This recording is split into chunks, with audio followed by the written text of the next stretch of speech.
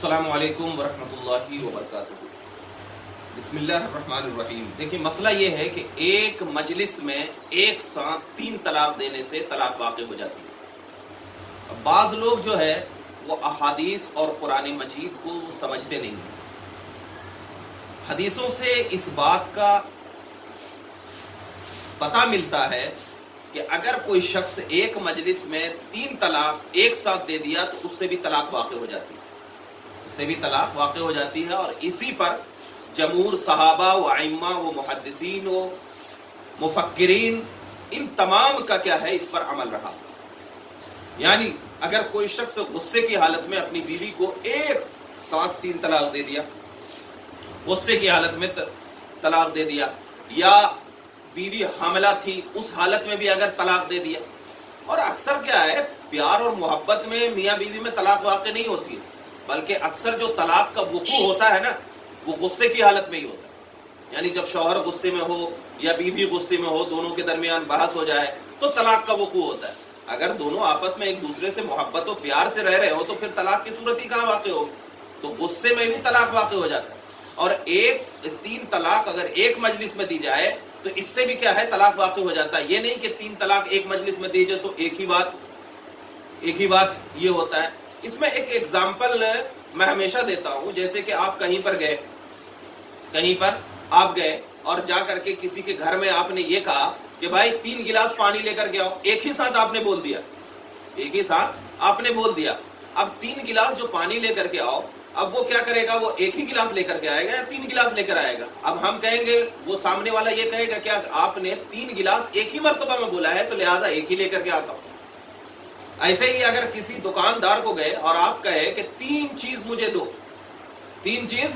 ایک ہی ساتھ آپ بولے کہ یہ 3 چیز دو، آپ وہ 3 چیز لے کر کے ایک کا پیسہ دے رہے ہیں آپ، تو وہ دکاندار کیا کہے گا کہ بھائی آپ 3 لیے ہیں، تو آپ وہاں پر یہ کہیں گے کہ میں نے ایک ہی ساتھ 3 بولا تو ایک واقع ہوئی۔ ایسا نہیں ہوتا ہے، 3 بولے تو 3 واقع ہوگی، ایک بولیں گے تو ایک واقع ہوگی۔ اور 3 طلاق کے وقوع میں جو ہے وہ جمہور صحابہ و محدثین کا عمل رہا ہے، جیسے کہ امام نووی شافعی رحمۃ اللہ تعالی علیہ شرح صحیح مسلم کے پہلی جلد صفحہ نمبر 478 پر تحریر فرماتے ہیں، قال الشافعی و مالک و ابو حنیفہ و احمد و جماہیر العلماء من السلف والخلف کو یقع الثلاث۔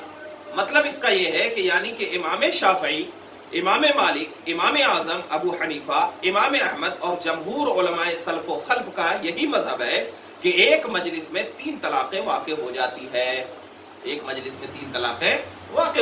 یہ تمام علماء سلف و خلف کا یہی موقف ہے۔ اور فتح القدیر کی تیسری جلد صفحہ نمبر 330 میں فرماتے ہیں کہ ذهب جمهور الصحابہ والتابعین ومن بعدهم من ائمة المسلمین الى انه يقع الثلاث ومن الادلة في ذلك ما في مصنف ابن ابی شیبہ والدارقطنی في حدیث ابن عمر قلت یا رسول اللہ ارأيت لو طلقها ثلاثا قال اذا قد عصيت ربك وبانت منك امرأتك۔ اور سنن ابو داود میں حضرت مجاہد سے کہا كنت عند ابن عباس فجاء رجل فقال انه طلق امرأته ثلاثا قال فسكت حتى ظننت انه رادها اليه ثم قال ايطلق احدكم فيركب الحموقة ثم يقول يا ابن عباس فإن الله عز وجل قال ومن يتق الله يجعل له مخرجا عصيت ربك وبانت منك امرأتك الى آخری۔ اور موطا امام مالک میں بھی اس کو روایت کیا ہے۔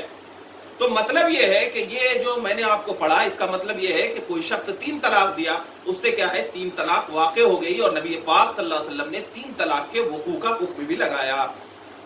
حکم میں اسی طرح میں آپ کو بتا دوں کہ ایک مجلس میں 3 طلاقیں واضح ہو جانے کی تائید میں فتح القدیر نے کئی حدیثوں کو ذکر کرنے کے بعد اخیر میں تحریر فرماتے ہیں۔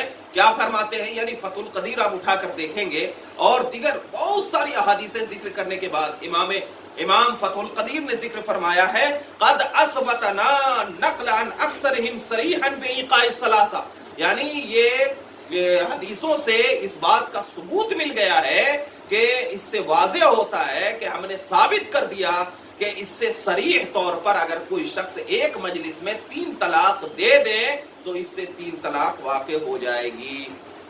اب ذرا بتائیں کہ مخالفین جو ہے وہ جو یہ کہتے ہیں کہ 3 طلاق واقع نہیں ہوگی، ان کے پاس کیا ہے؟ کوئی دلیل ہی نہیں ہے، ان کے پاس کوئی دلیل ہی نہیں ہے۔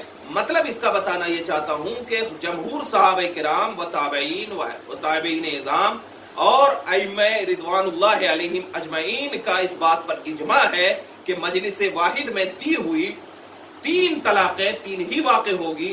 اب جو وہابی کا فتویٰ جو ہے وہ بالکل غلط اور باطل ہوتا ہے کہ 1 بولے تو 3 بولے تو 1 ہوتا ہے۔ اب وہابی کے فتوے پہ عمل کرنا ہم اہل سنت والجماعت کے لوگوں کو کیا ہے؟ بالکل حرام و ناجائز ہے۔